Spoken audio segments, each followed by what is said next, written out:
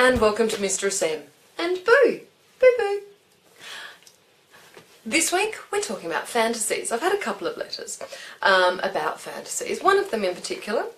My girlfriend and I are long distance, but are sexually active when we meet up and over video chats. My question is, she's admitted to me that she masturbates 1 or more times a day, and I'm curious as to what she masturbates to. Should I be worried if she masturbates to fantasies not involving me, or if she is watching porn? No, absolutely not. You should not be worried about that at all. Fantasies are healthy part of sex life. There's something we don't talk to each other about because they're kind of private. Now I know I like to talk about everything on Mistress M here, and I just thought we haven't talked about fantasies because people tend not to admit to their deepest, darkest fantasies because they're usually a bit weird and a bit creepy, and they don't even know it. Like, alright, I'm not explaining this very well.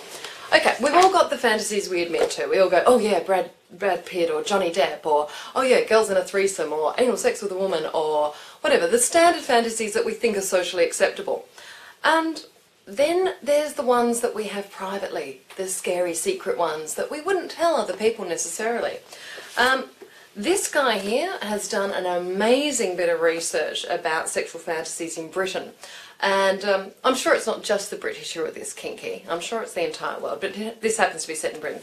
And you can see I've posted, noted every single page in here, and I want to tell you about all of it. But you actually kind of have to read the whole book.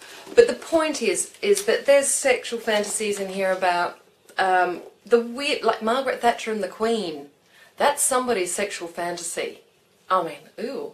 But, you know, they get off on it. There's the rape fantasies, there's the dominatrix ones, there's all sorts of, oh, look, I can't read them out or we'll get flagged badly, but they're just so diverse and so many of them are perfectly sweet, cute little, you know, I like to fantasize about my husband, and then there's the really scary ones about incest and violence and rape. And the thing is, they are just fantasies, and as long as they remain fantasies and there's something somebody doesn't want to act on, there is nothing wrong about them. They're reasonably healthy. They're ways, according to this guy, of your subconscious dealing with the weird stuff that's happened to you in life or the way that your sexual development happened.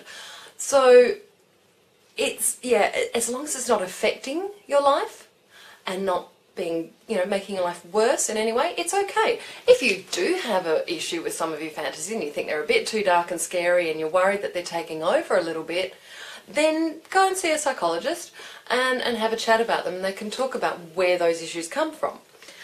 But to the young man who's worried that what his girlfriend's fantasizing about, yeah, probably not you, mate. Sometimes, or maybe you and a bunch of other guys, or maybe you and the footy team, or maybe you and a girl, or maybe, look, anything. It's like internet porn. If it exists, somebody's fantasizing about it.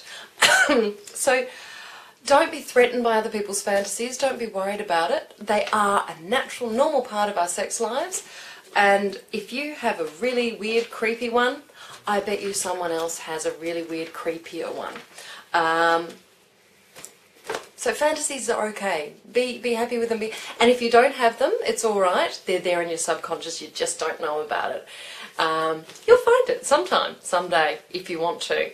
Spend enough time alone with yourself, you know, the quiet time where you're loving yourself and touching yourself.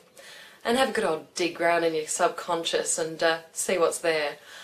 As long as it's fun, as long as you're not hurting anyone, and as long as you're okay and feel comfortable, it's all good. Don't worry too much about what your sexual fantasies say about you, because they don't say a lot. It's what you actually do that says more about you. Okay? So we all treat each other with respect, we all look after each other, look after ourselves, touch yourself, love yourself, have fun, and be good to each other. Bye!